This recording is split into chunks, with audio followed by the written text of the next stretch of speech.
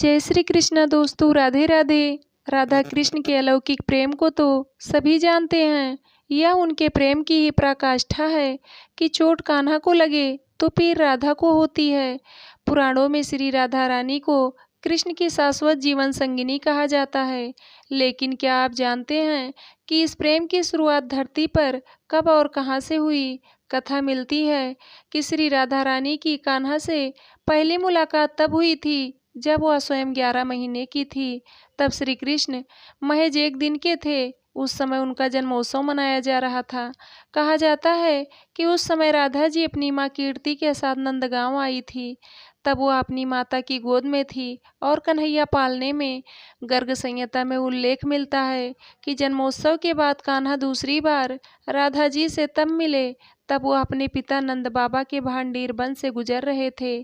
कहा जाता है कि उसी समय नंद बाबा जी के सामने एक दिव्य ज्योति प्रकट हुई।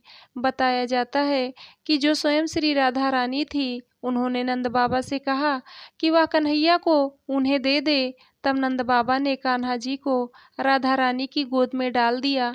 कहा जाता है कि यह मुलाकात लौकिक नहीं बल्कि अलौकिक थी। कथा के अनुसार जब नंद बाबा ने राधा जी की गोद में कन्हैया को सौंपा, तब कान्हा ने अपना बाल रूप त्याग दिया। कुछ ही देर में वह किशोर रूप में आ गए। उसी समय ब्रह्मा जी उपस्थित हुए और उन्होंने कृष्ण राधा का विवाह संपन्न कराया। कथा के अनुसार कुछ दिनों तक राधा कृष्ण एक साथ उसी वन में रहे और फिर राधा रानी ने पुनः बाल रूप के श्री कृष्ण को नंद बाबा को सौंप दिया।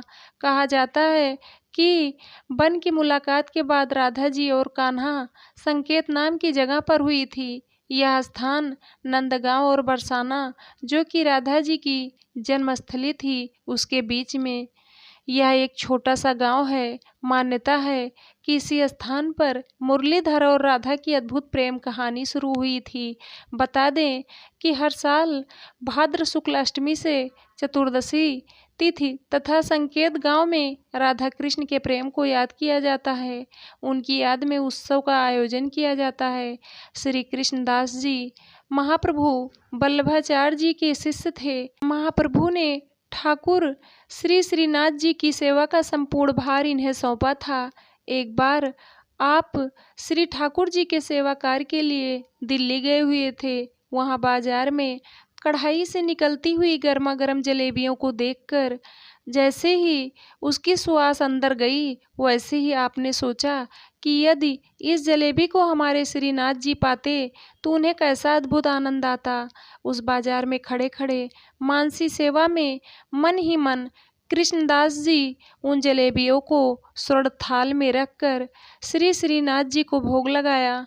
भावबस भगवान ने उसे स्वीकार कर लिया। वृंदावन के एक संत कहा करते थे, जब संसार की कोई उत्कृष्ट वस्तु, उत्कृष्ट खाद्य सामग्री को जीव देखता है तो उसके मन में दो भाव ही आ सकते हैं।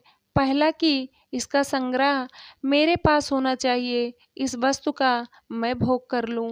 दूसरा कि यदि यह वस्तु मेरे प्रभु की सेवा में उपस्थित हो जाए तो उन्हें कैसा सुख होगा। संत के हृदय में सदा यह दूसरा भाव ही आता है। उधर जब आरती करने से पहले मंदिर में गोसाई जी ने भोग उसारा तो उन्होंने जो देखा उससे उन्हें अद्भुत आश्चर्य हुआ। श्रीनाथ जी ने विविध भोग सामग्रियों को एक ओर कर दिया है और जलेबियों से भरा एक स्वर्ण का थाल मध्य में चमचमा रहा है। श्रीनाथ जी मंद मंद मुस्कुरा रहे थे और उनके हाथ में भी जलेबी प्रत्यक्ष मौजूद पाई गई। गोसाई जी समझ गए कि आज किसी भक्त ने भाव के बल से इस सेवा का अधिकार प्राप्त कर लिया है। जय जय श्री कृष्णा। दोस्तों, ये प्रसंग आप लोगों को कैसे लगा? आप लोग कमेंट करके ज़रूर बताना। चैनल को सब्सक्राइब करना, वीडियो को लाइक करना, शेयर करना। वीडियो को अंत तक देखने के लिए आप लोगों का तहे दिल से धन्यवाद।